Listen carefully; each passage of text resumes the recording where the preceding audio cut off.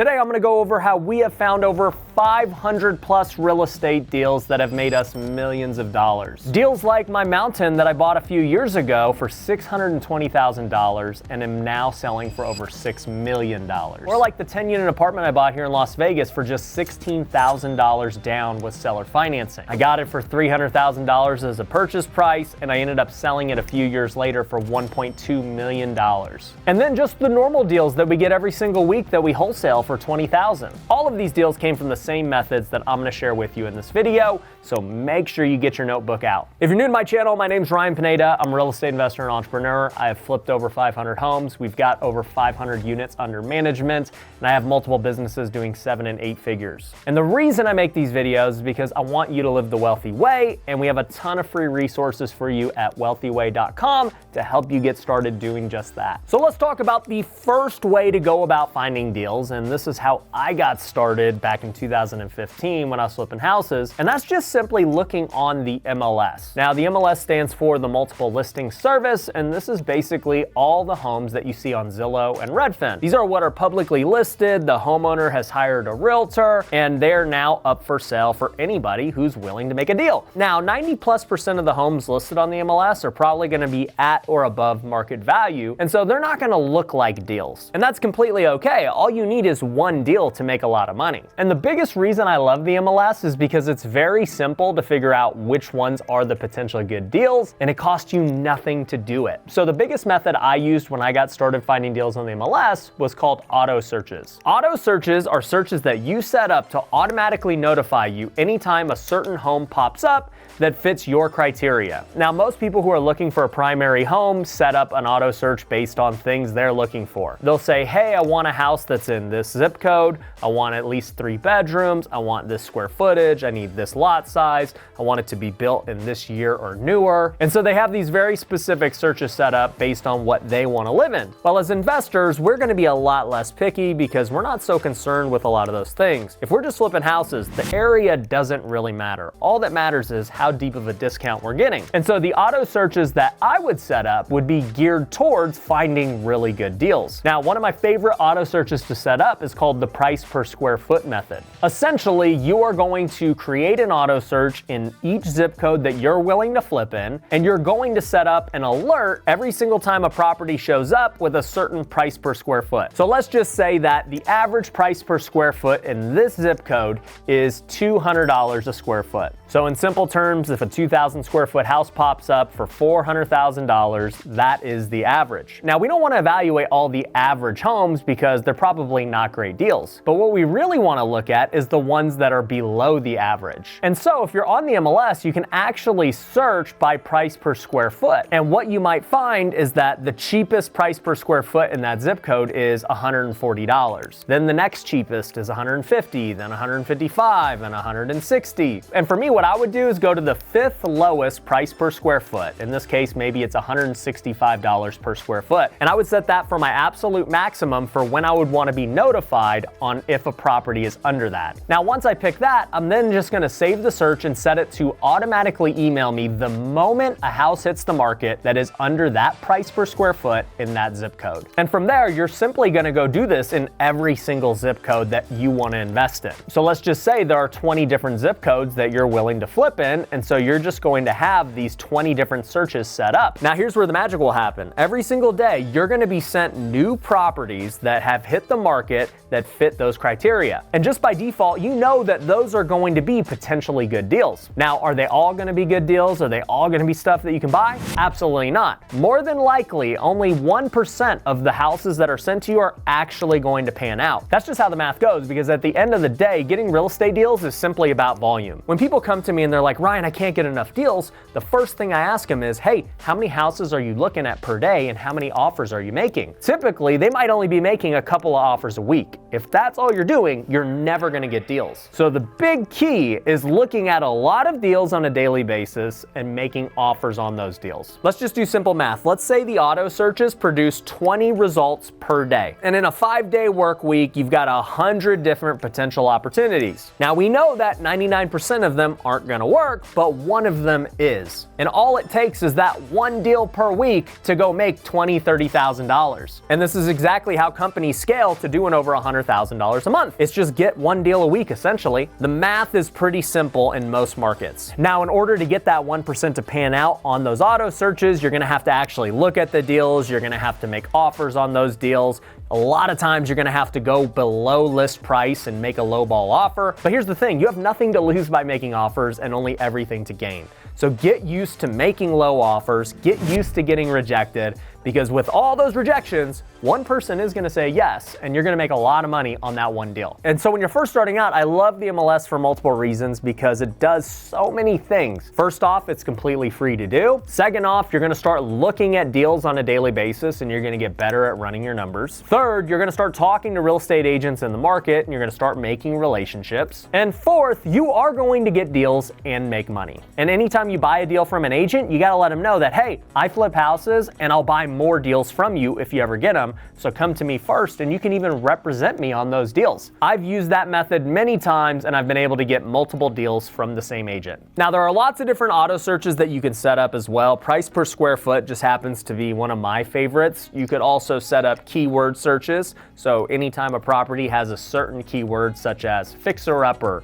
needs work, or anything like that, it will notify you on those keywords. You can also do days on market searches where it's going to notify you every time a property's been on the market for a certain period of days. Typically, a seller will take a lower price if their property is sitting and they're desperate for an offer. So just check out different auto searches and ways to go about that. Also, I wrote a book called Flip Your Future that goes in depth on auto searches. So you can actually get that for free by going to wealthyinvestor.com. You can book a free strategy call with my team and we'll go over what the best ways for you to get started in real estate are. And even if you don't join our coaching program or anything like that, by the way, you totally should, but even if you don't, we'll still give you a copy of that book. We'll give you some contracts to get started and other things. So definitely go to wealthyinvestor.com and book a call with the team. Now, the MLS was the first way that I got started finding deals, but the second way that I did it was through wholesalers and realtors. Now, obviously, you know who realtors are. They're the people who are listing these homes. They're representing buyers. They're a necessary part of real estate.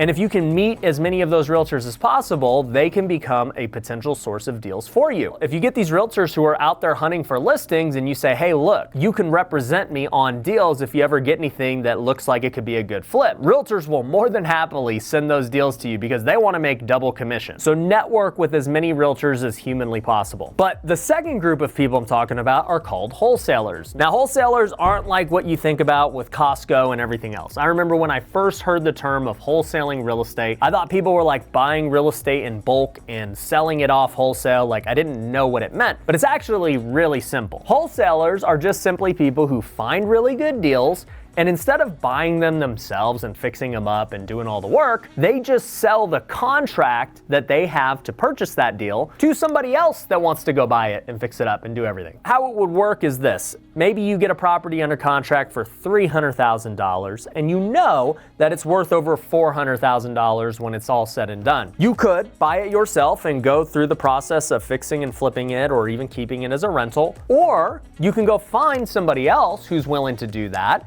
and you can go sell them the rights to the contract. Maybe in this case, you know that Ryan the flipper will pay $325,000 for this home because even at $325,000, I know I'm gonna make a good profit. And so you sell me the contract for the difference between what you have it under contract for and what I'm willing to pay. In this case, it would be $25,000, and that $25,000 is called a wholesale fee or an assignment fee. And the cool thing with wholesaling is that you get paid right away upon closing. So you don't have to wait for the flipper to go flip the home or anything like that. The moment they buy the home from the seller, you're making your assignment fee. And I've actually done some videos on how to make $20,000 in less than 30 days, and it's based on wholesaling. And so I'll link to that down below and put a little card around here somewhere so you can check out that video after. But long story short, if you're on the flipper side, you definitely want to network with other wholesalers because they're going to be sources of deals for you. They're going to do all the work on the marketing side, they're going to do all the work on negotiating with sellers, and they're going to basically package it to you and say, hey, do you want this for $325,000? If the numbers make sense, then go and buy it. It doesn't matter what the wholesaler's making on the deal.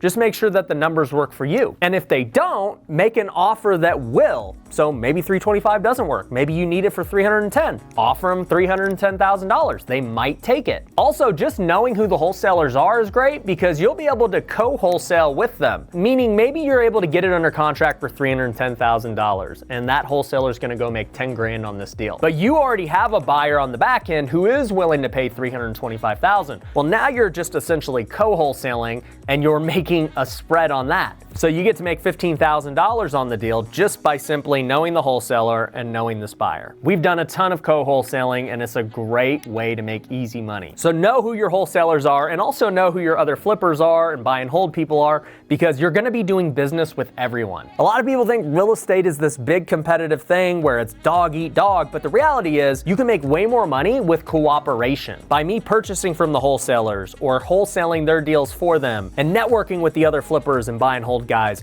I'm not competing, I'm trying to make money with everyone. If I can get a deal from a realtor and allow them to make a double commission, it's a win-win all the way around. And by the way, a great way to meet wholesalers and realtors is through our Wealthy Investor Coaching Program. We've had thousands of students go through our programs and events, and they come from all different parts of the world. So if you're in Dallas, we can connect you with other Dallas flippers and wholesalers. If you're in SoCal, we can connect you there. If you're in Vegas like me, I know everyone here and I want to do business with you. So joining the community and coaching program isn't just about learning the game and building the foundation. That's obviously a really big part of it.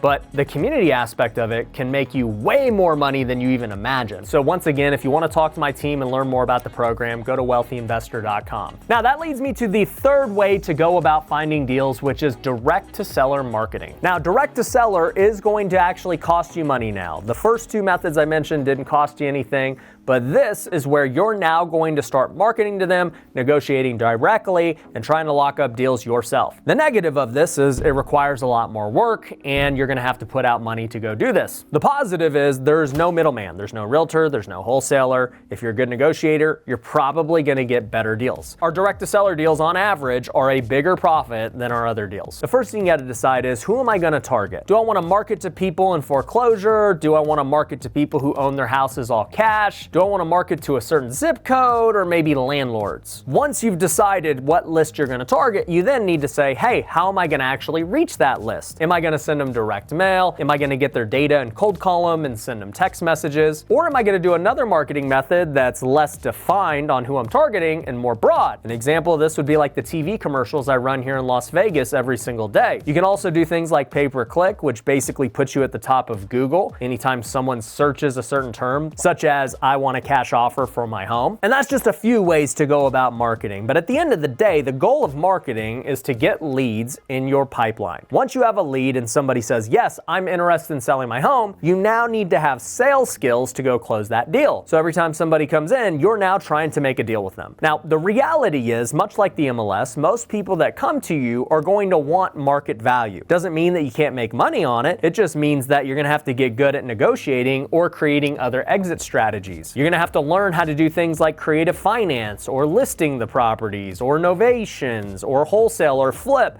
There's so many different exit strategies, way more than I can explain in this video. But once you start to get pretty good at those different strategies, you get good at negotiating, your marketing improves, your pipeline fills up, you're gonna start making a lot of money with direct to seller. And just so you know, at my company, we focus on every method that I told you. We still get deals off the MLS, we buy from wholesalers, realtors give us deals, and we do our own direct to seller marketing. But the question is, which one should you choose? At the end of the day, it all depends on your time and budget. If you don't have a big budget for marketing, then you should focus on the first two methods of MLS and referrals. Free is always great, it's always easier, it takes less time, you're just gonna have to go make those connections. Heck, the mountain deal that I was telling you about before that I bought for $620,000 and have listed for over $6 million literally came from the MLS. The realtor had a piece of land listed that I was interested in, I called him up, then he said that he had other pieces of land that the seller was selling that were off market. And I said, great, let me see the price sheet. And I ended up buying that piece of land because I found the original piece on the MLS. So it literally cost me $0 to get a deal that's going to make me multiple millions. And then on the other side of the coin, direct to seller marketing got me deals like the apartment complex I bought here in Vegas for only $16,000 out of pocket. It's going to be very rare that somebody gives you an apartment for $16,000 down at such a cheap price. But when you get direct to seller, you have the opportunity to now talk to them and work creative deals. And so as a real estate investor, I think it's key to eventually learn all these methods, but when you're first starting out, focusing on one is always good. But anyways, if you got value out of this video, I actually did one on how you can wholesale and make over $20,000 in less than 30 days. So I'll link to that right here. If you just click this card, you can go check out that video, and I think it's going to help you on your journey.